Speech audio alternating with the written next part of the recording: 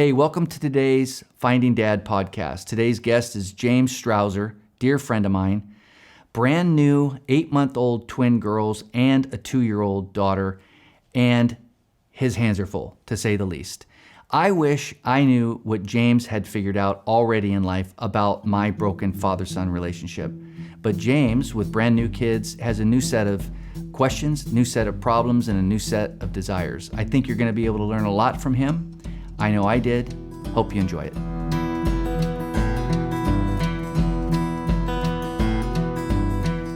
James Strawser, welcome to the Finding Dad experience. Thank you for having me. I'm glad you're here. I'm stoked you're here. Do you remember the first time we met? I don't know if I remember the first time we met, but I do know a couple times we've got to be able to talk to each other. What's the earliest? So I think the earliest memory I have is you were a guest speaker at a winter camp that Yep. I think I was like a 15-year-old kid. Mm-hmm. And at that point in time, I think all I knew was like the legend of Mark Campbell from Jerry Lester. Just a lot of the legacy the groundwork that you laid for The Rock. Yeah. And I guess how influential you were on Jerry's life. Yeah. Well, I remember meeting you at that camp. Yeah. And I thought that was the first time. And I remember I said, I want to drive home with this dude. We did. We got to drive home together. Yeah. You were shotgun. And you said you went to Hayward High, but here you are, a grown man. You're 15. But you said you were 15 and you got a full beard, much like you have now. Yeah, full beard. I see it in the shotgun. Yeah. And I say, I think you're a grown man. How many kids do you have? I think you've just put a wool over Jerry's eyes. He thinks you're in high school. What are you, a mechanic? What do you got, a house in the Bahamas? What happened? Absolutely. You're a grown man. Well, that's what happens at Hayward High. Yeah. Some people get slipped through the cracks and they keep going. Puberty for me was 23. I was the opposite. Gosh, I think I started. I still look like a child. I started way too early, I feel like. So at that point, I realized you had a dad story. Yeah. That's when I got to know you. Refresh me. What was that experience? What was that whole thing? Well, I mean, at that point in time, when I was 15 years old, I think it was kind of in the thick of it as far as, my relationship with my dad. I think a lot of things, I'm 32 now, which is kind of a long time away from when we first met. Sure. But not that far, 17 years? Yeah, just about. In that time, my dad has since passed. He passed away about 7 years ago now. So, but my relationship with my father was always really difficult. Always something that was in a lot of ways non-existent. A lot of ways, it was a relationship that was strained or just full of anger, resentment. So yeah, I guess if I could start, from the beginning, my parents, my mom is Suzanne Sanchez. My dad, his name was David Strawser. They were married for about 9 years. They had 2 kids. My sister was first, then myself. Unfortunately, got divorced. My parents, their background was they were both addicts, which is kind of why they stayed together for so long, because they got along. They were both alcoholics and drug addicts. And while my mom, her story is she got clean and had almost 27 years of sobriety. Unfortunately, my dad never really found his way. Yeah. And I think that because of his addictions, because of his issues with alcohol especially, I think that being a father for him was not something that he necessarily knew how to do or wanted to do. Or prioritize. Yeah. Yeah. So as a kid, I would really want my dad to be around. I wanted to have memories and learn things from my father, who decided and chose not to be a part of that. So is that where the anger came in? Yeah, I think that just kind of dwelling over things again, being a kid and coming to school on a Monday, and you hear everybody's weekend, and you hear all the things that other boys got to do with their dads over the weekend, like play baseball or go fishing or camping or whatever that might be. Yeah. And to know that you don't have stories like that to share, to know that maybe that particular weekend your dad canceled his visitation for the 3rd or 4th time in a row. And just wondering, I guess, why am I not experiencing these things that other kids are experiencing? Yeah. And I think that's kind of where the anger started. A lot of it, I think, at that time was just sadness and missing out and longing. But as soon grew to resentment, I think, as I got older. Yeah. Older being 10, 20, 15? I would say, between maybe 10 and 14. Right in there. So I think like when I met you at 15, I was kind of turning a leaf because of church, because of like some godly men in my life that had come in my life at the right time. And I was really dealing with the anger that I had built up. But a lot of it was just like anger towards me not growing up the same way other kids got to, me not having a dad who was present for things, who chose not to be a part of things. I think that's what's always kind of messed with me in my head is. Why would you choose something different? Exactly. Am I not worth the choice? Exactly. And I think like I look back on it now, especially having, children of my own. I have my 3, beautiful daughters, and I see them every day, and how do you choose not to be around your kid's life? And it's not like we turn out to be bad kids either. I mean, I think we're pretty good kids. Yeah, you were. So it's what happens in a man's life where he consistently chooses to be absent. That's your question? What happens? I think that's a question that I have that I've always wrestled with. Yeah. Opportunities were there. Even times where I would have forgiven everything that had happened in the past. But I guess I just would always wonder, like, why does my dad choose not to be in my life? So we had a friend here yesterday, Jason Wiggin. You know Jason? Yeah. And his boy was here, and he's 10. I think he's 10 years old, right there. And I'm replaying through my Finding Dad experience what goes on in my life and the instrumental moments. And I'm looking at this kid yesterday, and I'm going, this is, in my mind, I'm a 60-year-old man in a 10-year-old's frame. Yeah. But I went, the stuff that I lived through and that kind of for this little beautiful boy, you're not coming home for that? Yeah. Like, what? Yeah. It's like what? So how was your dad's dad? Your grandpa? So I don't really know my grandfather too well. My grandfather, similar story to my dad, is that he was divorced from my grandmother. My grandfather lived in a studio apartment in Alameda from the day I was born, because that's all I remember him being in, to the day he died. Studio apartment, wallpaper what in the street? kitchen. It was kind of off of the downtown, like off of Park Avenue. Yep. I think it's Santa Clara, but I could be wrong. Right there. Yeah, so he lived in this little tucked away studio apartment. Bungalow He had been there thing. forever. Yeah. Refused to get any updated anything in the apartment because the price would go up. And I remember visiting him, and he'd be very harsh tone, smoking cigarettes, drinking Dr. Pepper, and eating New York peppermint patties.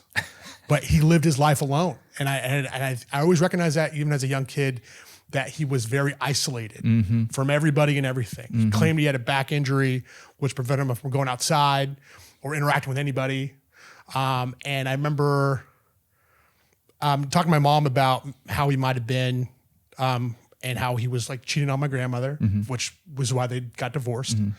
And I never asked my dad to confirm this, but I always wondered. Oh, your grandfather was in the my studio. grandfather, yeah. Okay. Sorry. Yeah. So my grandfather, my dad's dad. Yeah. So he was a guy who lives in the studio apartment. That's what your dad learned. And it's what my dad learned. So I feel like in a lot of ways, I give my dad a little bit of pass, even though I can't confirm it, that his dad was not around in his life to be able to maybe teach him what he could have been in mine, because he was too busy running around. Yeah. So there's this kid, I go up to juvie every other Sunday night and do some mental health, positive mental attitude work with them. And then we do a little study in the scriptures once a month. And once a month we do the mental health. And I'll never forget this kid. And I'm telling some of my story. And this kid's 14, grown man like yourself. The kid had a mustache. Real sweet kid. Right. He's 14. He's already got a kid. Wow. And he's in for murder. Oh my goodness. And he's the sweetest kid ever, of course. I mean, he's really tender and real sweet, real engaged in everything we're doing. I've known him now for 3 months, and he says one day, he raises his hand real polite, "Mark, could it be your dad wasn't raised well and didn't know how to raise you?" I went, "Where have you been my whole life, Kevin? Like, that's $30,000 in counseling you just saved. Smartest guy in the room." And so that's wise for you to take that perspective, but that's not the perspective you take at 10, 12, and 15. No, I had to learn that. And even now, I don't know if that's good enough. Yeah. If that's good enough as an excuse. Of an excuse for not You're being not worth around. learning. You're not worth learning. Yeah, because I don't know. I think I'm doing pretty damn good as a dad when not having one around. Yeah. And so I just think that, I don't know. Yeah. I think that also kind of bothers me too. Like, I didn't have that example either. And I think that the fact that I didn't made me so afraid of not being a good dad that I've run right into the fire. So I give him a pass in a sense. I think that's something I've used to help cope, even though I can't ask him if that's true. I can't ask him his relationship with his father. I can't confirm that information with him, but I've kind of used that to be able to kind of get over some of my own resentments. But there's also that lingering, like, it's not good enough. No. Yeah. It's not good enough of an excuse. When does that show up? When I think about it. And I try not to do it too much. Yeah. A big aspect that I wanted to share is that I know that, like, there's a lot of people out there that don't have fathers in their lives. Oh, I'm sorry. I asked the questions. You don't get to come in here and do a sermon. A big I'm- aspect I wanted to share. You don't come in with an agenda. No, You got it. Go ahead.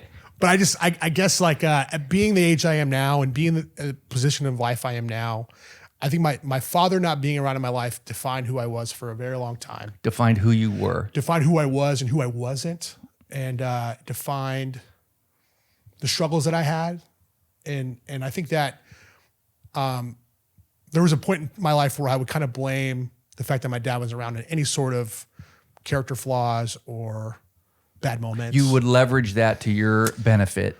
Yes. When necessary. I think so. Yeah. But now I think I've grown enough to be able to let some of that go, and I think I let a lot of that go too when he passed. So even though I still have anger, that's unresolved because part of me thinks that's always going to kind of be there. I guess I'm done with the victim role. Yeah. Yep. I don't want to be that person anymore. I remember using excuses, not doing my homework with not excuses like, my dad's a raging alcoholic, but we didn't sleep last night. My dad was up banging on walls, drinking vodka all night. Yeah. Like homework is not going to happen, and I would use that as an excuse and as a pass. Yeah. And all my teachers knew what was going on in my house. So they kind of gave me a lot of slack, which was not ultimately good for me. Yeah. It allowed me to play the victim role, and then you start to resent dad. Yeah, absolutely. And then what do you do after that? Resentment doesn't work. Yeah. You're left with no tools. Absolutely. Yeah. So how's the anger come out? I mean, I don't know. I guess silently, quietly, kind of to myself. I don't consider myself a violent person at all, but there was moments where I want to punch things or like people, but just like objects, of course, like a wall or I've been told to punch a pillow because I give. Who told you that? Another good man in my life. Okay. That kind of was a mentor. Punch a pillow. Well, I punched a cement wall once. Oh, that's good. Oh, yeah. So he told you to do 8th grade. Broke my hand. So you were punching stuff. I was punching stuff. Broke your hand. Broke my hand. So you're angry.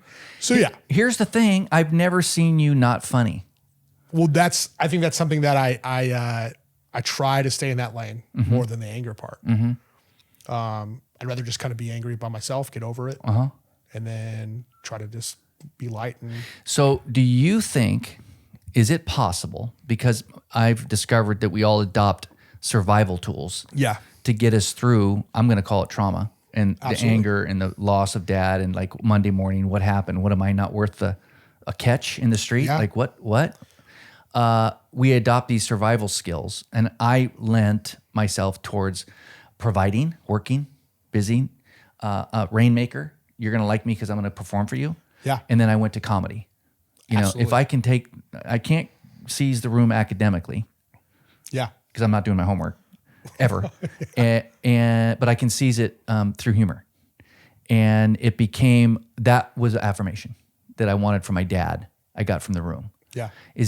Do you think any of your comedy or attitude or anything is like a switch you put on to help you pass that hurt and anger? Absolutely. And I think that is something that I adopted young because like life was pretty tough, not just with my dad, but also stuff with my mom too.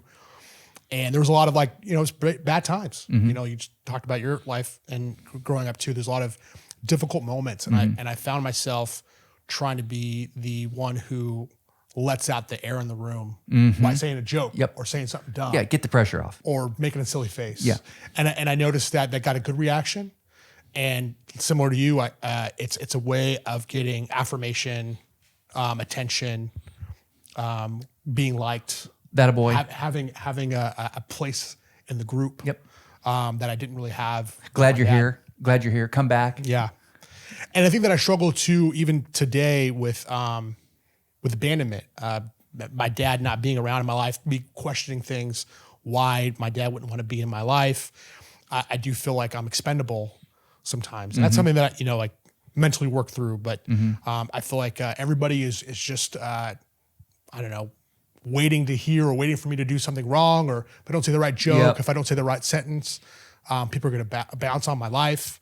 And so I'm always in this like limbo of This tension. Yeah, just like I don't want people to leave, so I'm going to keep performing. That joke has to be better than the next joke. Exactly. And if I don't have the room, if I don't have people saying I'm the funny guy, then I don't have much of anything. They don't want you back. Yeah. So relationships have been really tough because of that too. Like building relationships with people, because it feels like it's only going to last as long as I'm able to keep them around. Yeah. And there's always going to be somebody else who could be funnier or cooler, Yep. or whatever, that they're going to like throw me to the wayside for, you know? As a man, husband is providing money, earning, work its way into, like, I want my kids and I want my wife to appreciate who I am. Yeah, I think there's like a aspect of wanting to be respected by my wife, and be seen as a providing man. So I try really hard to work hard, as well as be present and be a great partner, you know, and I think my wife is a great partner to me. And I think more so than like having the financial aspect down, like I'm not like the richest man in the world. I don't have the greatest job in the world. But I think that just being a good partner for her, I think that's something that I hope that she knows and that I try to be. Well, surprise, she's our next guest. We didn't want to tell you early she on. in the back. So we'll find out from her how you're doing. Okay. That's all right. Terrible. He's doing really bad. He could be better. No. Oh my gosh. Hey, thanks for your honesty, bro. I mean, you took us to a spot where I think we all of us who struggle with relationships with dad find ourselves, and you put great words on it. Mine came through, similar to you, way similar to you, is shame was a big part of mine, where I don't pick that up from you. But the anger, and you processed at a young age. What happened? Am I not worth this? Yeah. I processed much later. I stayed in a state of hopefulness that this is going to turn around, because my dad was home. How long was your dad in your life as an adult? All the way until 4 years ago. Oh wow, he just passed 4 years ago. Yeah. Okay. Yeah. I didn't know that. Yeah, and it was always a struggle. Yeah. And always Monday morning for 50 years. Man. Yeah. And so in various forms. He saw my kids twice in his life. Lived 3 hours away. Oh my goodness. You know, so it's like a constant. Now my kids aren't good enough for you either. So that was a whole nother level of anger. Yeah. You know, and disappointment and like tripping. Yeah. What? You know, and so that's a different story. Your story is like, it sounds like you've really done a lot of good work and self-discovery, and you're aware, and you've chosen to give him the grace and the slack, though that's still not good enough. But that's a real big boy step. Where'd you get that? I credit my mom a lot for how I handled a lot of things with my dad. Yeah. You know, I think that when divorce happens for parents, sometimes parents can bash each other because of the hurt that they have. Yep. My mom tried really hard to not do that. And especially with my dad's in his addictions, my mom's clean and sober, really trying to help us have some sort of relationship with our dad, even though it was very difficult to have. And when he died, my dad had a massive heart attack. And the day was significant because I had an interview with a new job, possibly a new career. I'm dressed in the nines. I got my tie on right. And I'm about to go to my interview. I get a phone call from my dad's girlfriend, and she's crying. Your dad had a massive heart attack. He's in a coma. He's at the hospital. I need you to come down here. And I hadn't talked to my dad in months at that point. And it's not out of the realm of possibility. This is the kind of person my dad is, that he would fake something like that in order to get attention for us to call him. I mean, it's not out of the realm. And so what I did is I called Alameda Police. I said, hey, I need to ask this question. Did somebody call the ambulance at this address? because my dad said he had a heart attack, but I don't believe it. They go, oh, no, he had a massive heart attack and he's at the hospital. So he wasn't lying. And I thought he was. The work we got to do. I know. So even hearing that news, it was like, Dad's trying to pull the rug out of me and making me call him. I feel it, man. I feel it. So I go down there and he's in a coma. And so I never really got a chance to, I guess in my mind, you play that day in your mind as a son. When my dad dies, what will that be like? Yeah. What kind of relief will I get? Yeah. Right? Like, he's got to be sitting on an apology. Something's got to be there. Something, right? I mean, give me a cookie, man. Give me a cookie. Something, And he's in a coma, and he can't hear me probably. He's on life support. And my mom said, make sure that when he goes, that he takes all your anger and resentment with him. So you tell him what you need to tell him. Wow, that's a smart woman. Very smart woman. And I tried to make peace with him that day. Really? And my wife, who at the time was my girlfriend, we just started dating. She had never met my dad. And even in that moment, they were making jokes and laughing. You and her? Yeah. So I said, you'll never meet my dad. You'll never know what he sounds like, but you have to know what his feet look like because the rest of us do. And I pulled the blanket to reveal these. My dad had some pretty ugly feet. Gnarly feet. And that's something we laughed about. But it's like, that's the sickness, right? Like, you got to break the tension in the room. Trying to break the tension in the room. Trying to make people laugh in the room. Even when there's a man who's he's basically almost dead. Yeah. But that day I tried to make peace with my dad. And I think that's where a lot of it comes from is I don't want to live in that hospital room anymore. Before he passed, before I was able to say what I said. I don't want to live in that space where I'm mad, where I'm blaming a lot of things on him, because I can't stay stuck at that age, at that moment anymore. No. And I have a lot of things going on, a lot of great things happening for me where I can't dwell on what wasn't there, because what wasn't there, I had an abundance from other people. My mother being a huge part of that. Godly men in my life like Jerry Lester, who even to this day continues to be a source of leadership, a source of wisdom, tenderness, wisdom, things that I never really got to have in my own father. Other men too along the way. I mean, I can name a lot of different ones who in pivotal moments in my life changed the course that I was going on. So I'm very lucky. Name a couple of them. I had a math teacher, Mr. Bell, who saw in me something I didn't see in myself in seventh grade at 13 years old, that I was more than just a funny kid in class who was goofing off and making everybody else not pay attention. My fifth grade teacher. Yeah. Trippy, man. Trippy.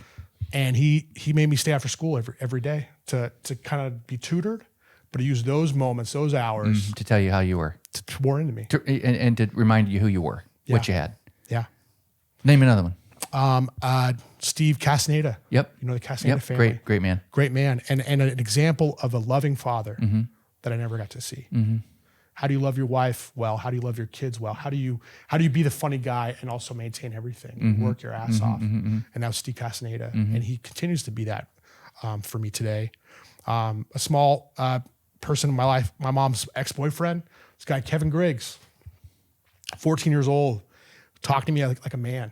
The first man. It's because you had a full beard. That's probably why. But the first man who actually talked to me as a young man, who told me these decisions you make now will affect how life will be for you. So figure it out. And so challenged you. Yeah. No other man was able really to do that for me. Just mentors like that. I think that's the key for us. The key is us fatherless men is we need the examples, and it's up to us to go find them and have eyes to see them, because they're all around us. And I think there's also you need to be willing to allow that in. Because there's a lot of years humility where I was like, that's somebody else's dad. I'm going to take that away from somebody else, and I don't want to do that because my dad should be that. Yeah. But it's just me getting in the way of something that's good for me. A blessing. A blessing, absolutely. Yep. And we need the wisdom and the sages and the guidance. We all do. I'm a grandfather now, first time 4 months ago. Congratulations. I'm looking for a granddad that I can now learn from and teach me Yeah. and model this? What's my role supposed to be? Yeah. How am I supposed to, lean in and not lean in? And I didn't know my grandparents. Yeah. I'm driving blind again. Here I am again, trying to figure it out. Yeah. We need mentorship. Absolutely. Yeah. And to be mentors. Yes. And I think that you're doing a great job of that too. Well, I'll take that. If I could say that. You can say anything you want. Now that if you're going to talk about me, you can take it away now. Yeah. No, I'm just kidding. Yeah. I'm really proud of you, man. Thank you, Mark. I'm really proud of you. You are a great dad.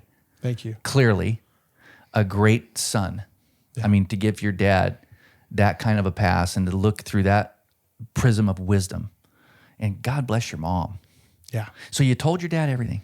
I just quietly told him just what I wish he was Oh, wow. and accepting who he is.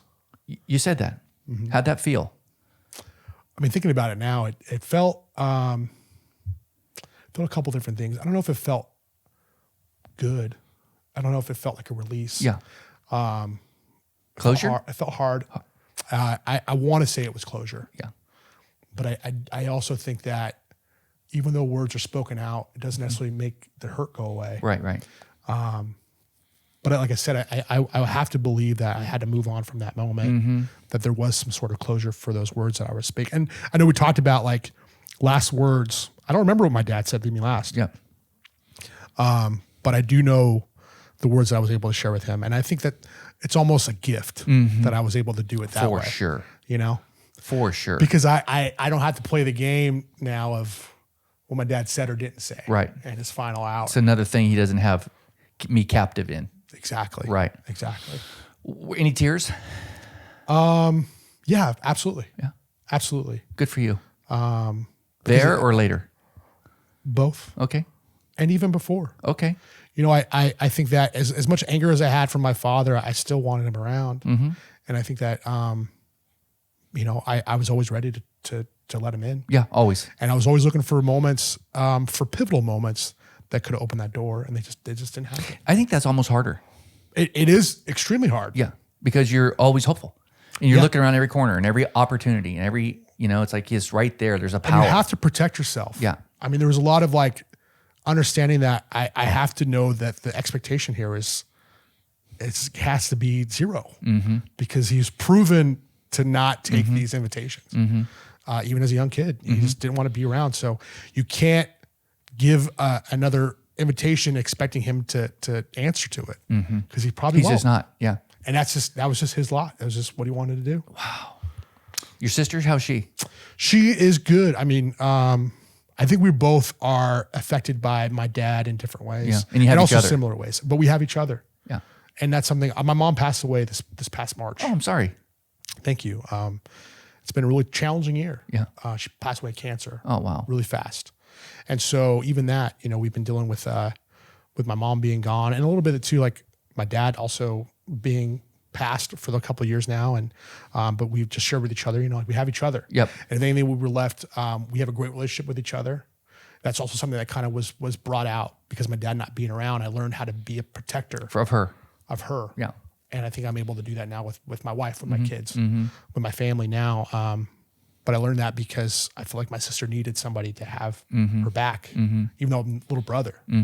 But yeah, I think that I don't think that you can replace relationship like father-son, also father-daughter. No. And so I think my sister's has her own journey that she's been on. Yeah. Is she married? Yes. Okay. Yes. Married, 2 kids. Okay. You got this growing family, man. I know. We're very blessed, man. You are blessed. So, I mean, we could have been 2 screw-ups, man. Yeah. Because I know a lot of people have similar stories and not the same blessings. Not the same outcome. Yeah. Yeah. Do you, are you a sports guy? Yeah. Did you see that little baseball guy? I think he played for the Phillies, and he was 7 years in the minors, and then he gets called up to the majors and hits a home run, first at bat in the majors. Was his dad in the crowd? Yeah. And his dad was crying? Yeah. Yeah, I remember that story. You remember that? Yeah. Did you see that? Yeah. What'd that do to you? I can't say that stuff like that doesn't make me emotional. Dude. Like just anything like father-son, it always touches me. But I think it touches everybody. But it It's a little pisses me extra. off a little bit. Why does it piss you off? It's like where was my guy? Yeah. 7 years This dude is floundering on buses going town to town. Yeah. Gets to the majors, pops a homer, and his dad can't collect himself. His dad's right there. And his dad's there. Dude. Probably there the whole time. Dude. And it doesn't make me angry. There's a sense of envy and loss yeah. and loss Absolutely. and loss. You know, so it hits me extra. I think that I'm very much a movie guy. I love movies. I love TV shows. And so anything father-son related, Yeah. where it's like tender Yeah. and sweet or Yeah. a character arc, I always have a soft spot for that. Sure. So my first instinct is that's how it should be. That's how it should be. That's how it should be. That's duh. Yeah. That's what you do. Yeah. That's how dads are. That's how dads are.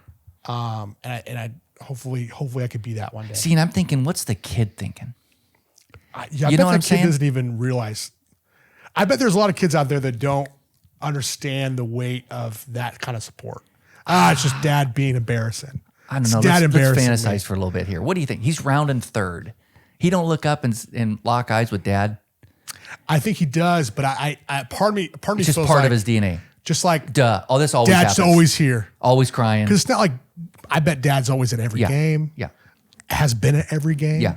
So I bet there's maybe like a thanks dad for Yeah. being here, but not like a Yeah. that's my dad. Mm-hmm. That's my dad. As he's probably like that's my son. Yep. You know. Who is the guy from the Heat? Dwayne? No. He just got into the Hall of Fame. From the movie The Heat. No. The basketball. Dwayne Wade. Dwayne Wade. And you see his dad? No, I didn't see his dad. So during this Hall of Fame ceremony, he brings his dad up. And man. this says, I just wouldn't have played basketball without you in your example. Wow. And this is because of you. Love it, man. It's just like, wow. Yeah. I would, yeah. I think that people like me and you, we have to have the opposite, right? Like I think one day there'll be a day where my kids will tell me how I did as a father. And I have to hope that their words will be tender and their words will be beautiful because mine weren't for my dad. And that's what I hope for. You hope for it. Yeah. Yeah. The new dream. The new dream. Yeah. I've learned that we have to be careful with that because our dreams aren't their dreams, Totally. you know? And so it's like, I'm just learning that other side of after, my kid's 30 and 28. Yeah. My two kids. And I kind of became the dad I wish I had in my vision of what a dad should be Yeah. versus what kind of dad do they need? These little humans. And I kind of just went straight opposite of what I experienced. Yeah. And that has some bite marks. That has some stuff. When do you think that came out? Like what year so I could prepare. What year for your kids did you start noticing maybe you had some things that weren't correct that you were choosing to do as a dad? I think I wanted to say a funny. Yeah. 'Cause that's what I was, just to ease over the thing. But I held myself. It's called self-control, James. You need to understand that. Oh no. Okay. I learn thought that I'd keep the quick. tension in the room and not try to make it softer. Oh man. Yeah. And as somebody that worked with a lot of high school kids for 15 years, adolescence, I expected what was coming, independence and all that. I wasn't expecting how painful it was when it's a natural thing for kids to start distancing themselves. Oh yeah. And I thought that would never happen because I wanted my dad in my life every day of my life. Totally. And so that was a little jarring. Like, whoa. Yeah. Then I told myself it was normal. And it probably is.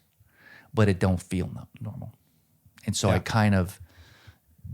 would have played that a little differently, for sure. Yeah. And then young adulthood. When they start actually flying, you prepare them to fly, but now they start flying. And it's like, wait a minute. You can't fly. You need me. Hold on a second. No, wait a minute. You don't need me. So it's like, I think it's normal and natural, Yeah. but it is weightier. It's heavier. This wasn't part of the dream. Yeah. We grow old together. Like you never leave. I begged for a family my entire life. And now we have one, and you want to start your own? Do you not know where I've come from? No, I think that's such a good word, man. Like, Yeah. So you have to hold it, plan, dream, hold it loosely. yeah, Love, that's a good word. love, and there's love in letting it fly. Yeah, And so now what role do we play? And I think that without getting, wooey or religious or whatever, I think that's where we listen to the voice of the Father. yeah, Hey, what do we do? How do we proceed in this arena? How do I behave, and what's my role in this season? And now as a grandfather, what's my role? What's my behavior? yeah, What's my action, activity? How do I adjust my life to be in the stands? totally. Yeah, Oof, be in the stands, baby. yeah, yeah. And I hate baseball. Yeah, baseball's pretty boring. Well, it's catch. Yeah, we didn't get a chance to do that much. No. But I hate youth baseball because it's so long. Yeah, no, And you're I'm it's joking. spring and it's in the rain and the whole thing. The whole thing. And the kid does nothing but 2 movements the whole 3-hour game. Yeah, And so my prayer for Elias when he was born and my daughter is that they would resent baseball. And so now I'm praying that for Rosemary, that she's just going to be not into baseball. yeah, I'm all my baseball people. I'm sorry. yeah. It's a Baseball's great game. It's chess. It's It's America's pastime, but America's moved on. yeah, There's no more pastime. I have no time to pass. that's right. I need something to happen. That's right. My last baseball game was a no-hitter. Really? How Yeah. long ago was that? Nolan Ryan, I think, played for Dallas or Texas Rangers. Yeah. And it was in the Oakland Coliseum, and literally nothing happened. And everybody was going nuts, like this is the best thing in the whole world. And nobody hit the ball. Wow. I'm like, well, I'm sitting on the third deck. I can't see a pitch. This is supposed to be amazing. I know. He's playing catch with the catcher for 9 innings. It falls on me. I too. went, I'm out. I'm tapped out. That's my last baseball game. What inning did you leave in? I stayed the whole thing. Wow. Yep, the whole thing. Probably Because I was understanding I'm watching history here. yeah. And so it went down in history. Yeah. History. Okay. Anyway, now that we've dismantled baseball. I know. That's what we're really here for. No. No, I'm just kidding. Just we have to look at the sport of baseball. It's a man. smart game. It is. People who play it are very athletic, Smart. dedicated to the craft. Smart. Doesn't mean it's not a dumb game. It's chess. It's chess. Yeah. Chess. It's a good game. It's a good game. James, closing thoughts. What questions do you have as a dad? Twin girls. Twin girls. Brand new. Brand new twin girls. And a 2-year-old girl.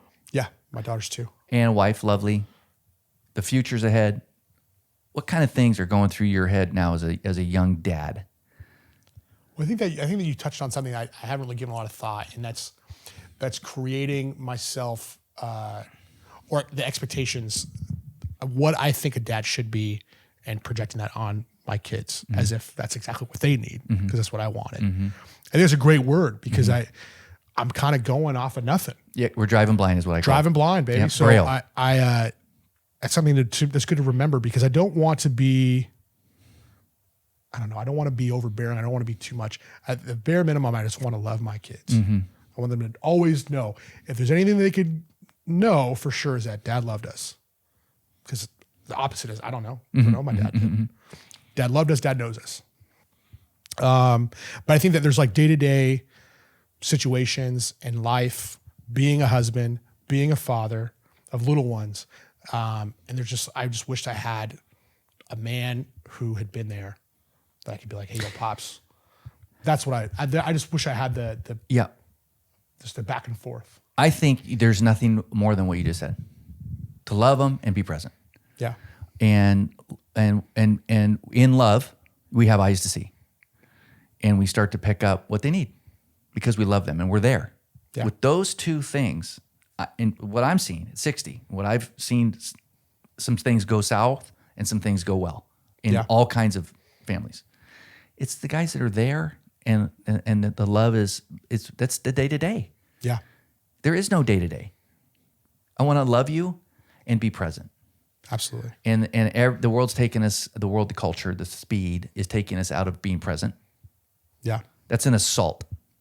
I mean, The world just doesn't, the culture, it's not the world, like we're hiding from the world. It's just the pace of culture, it's hard to be present. Yeah. And then what's love look like? You know, that's the day to day, you know, hard conversations, nurturing, when to be empathetic, when to challenge, when to let the kid jump out the window on the 12-foot deal. You know, what's love? Yeah. I want what's best for you. We had a great statement on one of the podcasts we just did where the guy said, my dad gave me enough rope to trip on, but not to hang myself on. Ooh, I love that. Come on. It's great. What's wrong with that? Nothing. So let him learn. You know, I over-sheltered, over-protected. I didn't want him to learn the hard way because I had to learn everything the hard way. Yeah.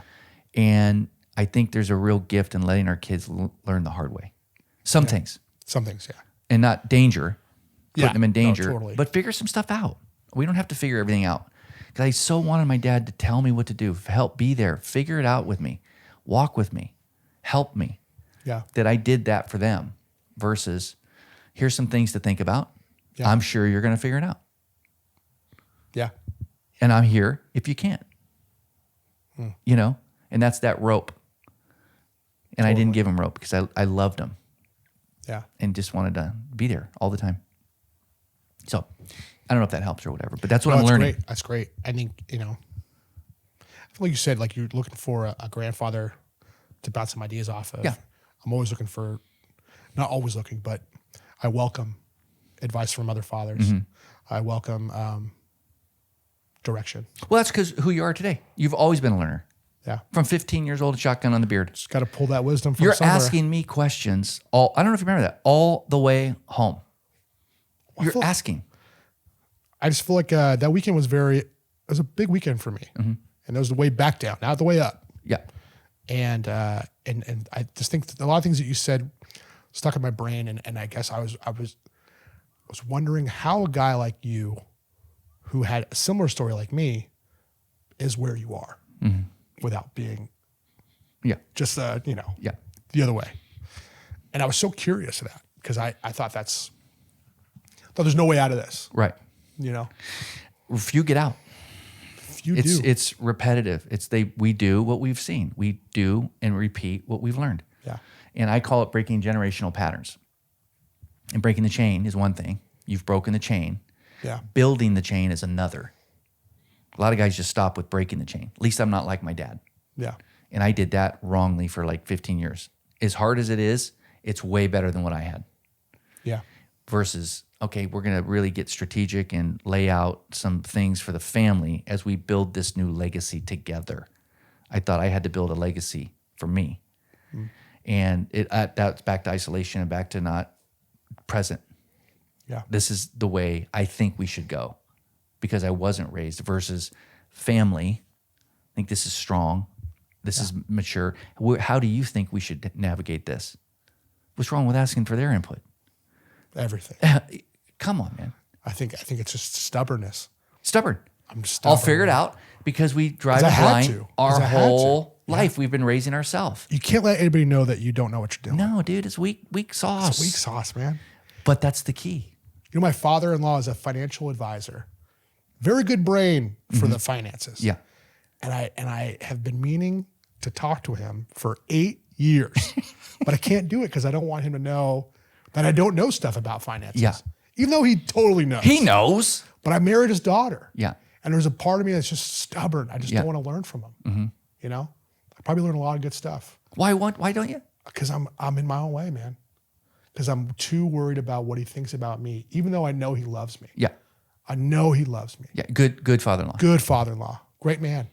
Great grandfather. Great What's his dad. name? Tim Rich. Tim Rich. I don't know. Tim. So He's a good guy. But I got to make that jump. I'm worried about the judgment. I'm worried about him going, oh, he's know this about that. This guy sucks. Replaceable. So you're ready to be reminded of what you're not. I guess so. I want to be. I guess. You want to be reminded of what you're not? Oh, I guess I want to. I guess that when you go through stuff like that, you kind of are reminded of what you're not. All the time. And I think that the fear should not keep you from doing things like that, Right. from having to work through things. Yeah.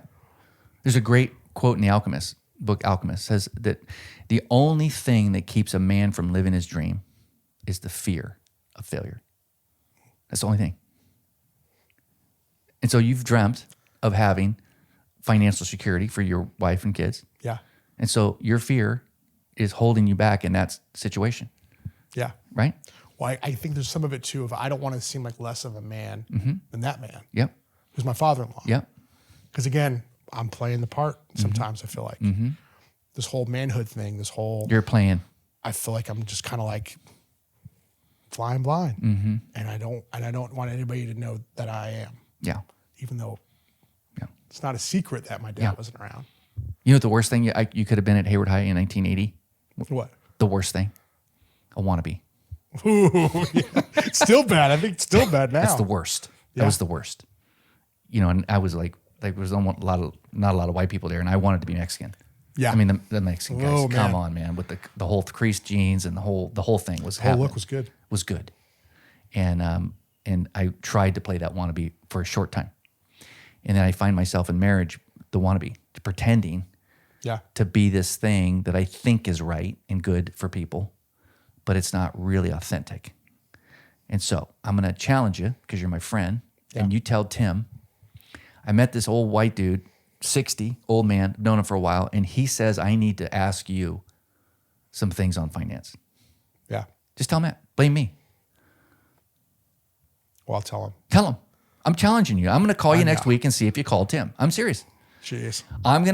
You're going to say, Mark said that I needed to ask you some things on finances Yeah. for the sake of your kids. And what can you show me? That's it. And you know what's going to happen? Probably a lot of good stuff. No, probably. I think so. I think it'll be good. You know what he's going to say? Yes. No. What took you so long? That's what he's going to say. He'll have so much Yeah. respect for you because he knows that's a strong move. That's strong sauce. Yeah. That's like, what? He's going to call his wife the moment he's done talking to you. The moment. Yeah. The day came. Man. I'm serious. I bet it is. I'm now I'm a little terrified. Probably shouldn't have shared that. Why? I don't know. Don't you want to be the best version of you? Yes, I do. Don't but you think that'll help? I think so, but I've been avoiding it for 8 years, Mark. It's frightening. It's frightening, and it really is. Because I don't think I'm good enough for his daughter sometimes. You know, I do and I don't. I know, and I don't want him to know things about me that would make him think that I'm not good enough for his daughter. Like your finances. Like my finances. Not that I have any crazy, No. whatever. Yeah. But I think would your that- wife be comfortable with that? Yeah, I think so. We've talked about it. She's like, "You got to talk to my dad." I go, "Yeah. Oh, dude. Yeah.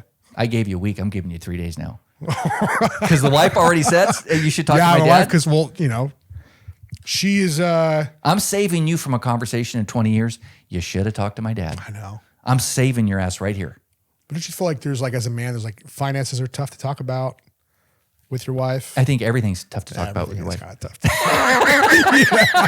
That's just one of them. On the Dinner list. is tough to talk about sometimes. Man, Come yeah. on. Yeah, that's true. So I think that there's such a gift here, and I'm being sincere, and I'm passing on to you some things I've did in my life that I regret.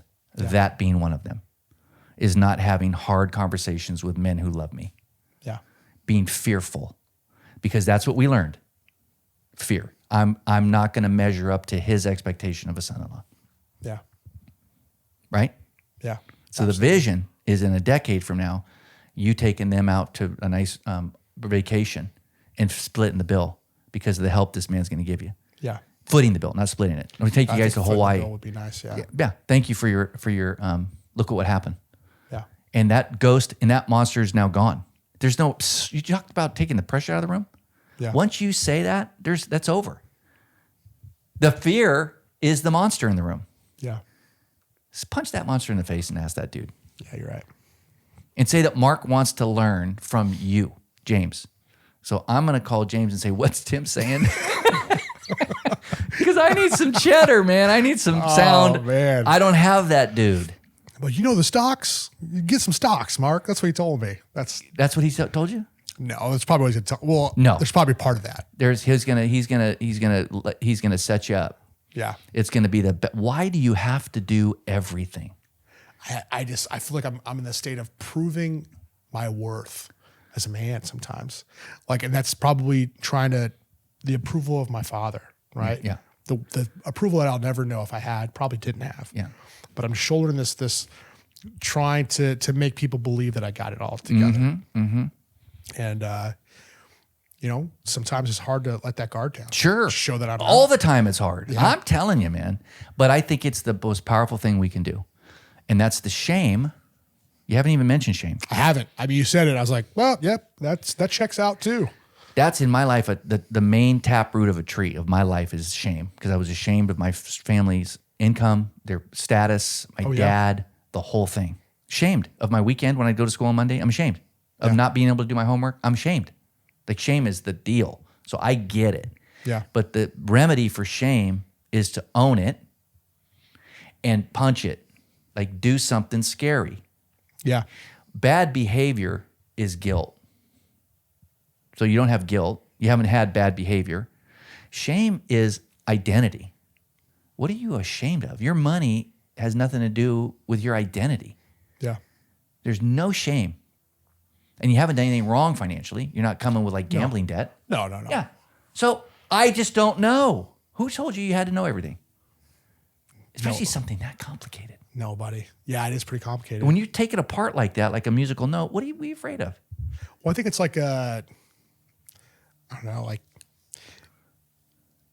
there's ever like, I didn't know sports a lot. I had to learn sports. You guys talk about sports, sit around, talk about stats, players' names, all that jazz. And to not seem like you're out of the circle, you act like you know. Right. I remember one time buddies were talking about cars. One guy says a part on a vehicle that doesn't exist. And he goes, you ever heard of that part? I go, oh yeah. My dad struggled with that, blah, blah, blah. He goes, that part doesn't exist, man. You don't know what we're talking about. And totally calls me out, man. And I think that sometimes it's like, it's that whole thing, of like, want people to think that I know, don't want to be discover that I don't. Mm-hmm. I get you. Rather, I feel you. Rather live in that space than ask a question. And that's just me being. Yeah. Where you'd like to own a home someday? I would love to own a home someday. So Tim, I'd love to own a home someday. I'd love to have you help me get there. Beautiful question. I don't know nothing about finances. I don't know nothing about nothing. Yeah, dude, I'm a real loser. How's a debit card work? Yeah. Hey, I'd like to own a home someday. Yeah. To raise your grandchildren in. Can you help me get there? I love the point that you made about our family's not decided on just what I think and what I'm doing, but collective. Yep. That's good leadership. I think that's great. That's great. It's not barbarianism, Well, I think there's the idea that the father and the family is the head, which I know that that's true. But it's equal. But it's totally. And that's the part. It's like it's a good reminder. Partners, not we're allies, not enemies. Yeah, I don't have to impress you. That's a hard one to get over. Is impressing the wife. I think we got to impress her. Yeah. And they're smarter than us. That's what's so spooky. So spooky. Wise. Yeah. We're so reactive. I know. They're so over there. Yeah. And so we have this great cabinet of wisdom that we don't access often. Yeah. Because we're strong men and we're driving blind. Yeah. I think strength is like, what do you think? Here's what I'm thinking. Am I missing something? Speaking of ladies, did you feel like you had to self-teach how to get a lady to like you? Self-teach how to get a lady to like me? Trying to say it in a nice way. Did you feel like you had game? Did you learn from your dad? Game? Yeah, like usually you ask your dad how you talk to a woman. How do you ask a girl out? You don't even want to know what my dad said. Probably something similar to my dad, but no, it was an ugly situation. My first date with a girl, I come home, he's in the back, drunk, backyard, Castro Valley. Did you get any? What? I went on my bike down to like Sherry's house. Yeah. What? What? Yeah, I'm never talking to you about nothing ever. That's a sound. Ever. Why would you go out if you're not getting any? That's what he said. Oh, man. So I realized early, okay, I'm driving blind here too. Yes. Like, this is not going to go well. Yeah. And learned from culture. So made some boo-boos there, music, movies. This is how you do it. And dumbass friends, Totally. guiding the way, dumb, until I met my lady and realized I am so out of my league. Absolutely. And then drove blind through that. And it's just, that's where you need guys. That's where you need good guys, You man. need guys around you, reminding you, Yeah. teaching you. And you need to, I love that relationship. Let's have lunch. What are you doing that I'm not doing? Yeah. Humility. Absolutely. Like, this is amazing how you're treating your lady and who she is and how she talks about you when you're not here. How'd you get there? Yeah. And that's our only job, I think, as people without fathers, is to remain teachable. Yes. Jay-Z said, Jay-Z. Oh, Jay-Z. Come on, I'm dropping the gold. There we go. Jay-Z, not 99 JC. problems, but no, not that Not one. JC. Jay-Z Jay-Z, not JC. said, we got the privilege of choosing who our dads would be that could mold us into the world changers we would become. His group, his network, his youth, his experience. I think it was in Chicago or She grew up in New York. New York. So Yeah. he and his friends had the smarts to say, I'm going to learn from that guy and I'm going to learn from that guy. Knowing I'm going to be a world changer, but I Yeah. need to learn how to get there. That's Powerful, man. Powerful. That's a gift. Step ahead. Yeah. Sorry, I asked you about being a smooth talker. Yeah, that was stupid. I know. But I always wonder. I mean, there's certain things as a man without a dad where you go, how do you learn that stuff? How do you learn how to talk to a girl? You know? How do you learn that stuff? I don't know. I love you, James. I love you too. Thanks for coming. Thanks for being a great dad again. And Thank you. And a great son. Your dad was blessed to have you. Thank you very much. And you are putting an exclamation point on the word legacy. You are reforming your family for generations, is what you're doing. Yeah. The kids that these girls are going to have because of you, come on. I'm proud of you. Thank you. Honored to know you. Very blessed, very lucky. Yeah. Glad it's not the other way around. And now we're going to hear from your wife and get the whole story. Oh, okay. Oh, no. Thanks, buddy. Hey, thanks a lot, Mark. Appreciate it. Peace.